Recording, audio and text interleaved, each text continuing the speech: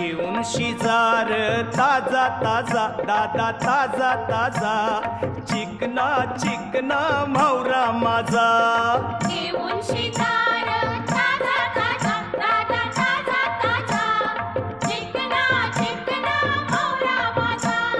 घेऊन शिजार ताजा ताजा दादा ताजा ताजा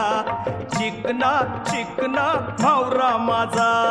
घेऊन शिजार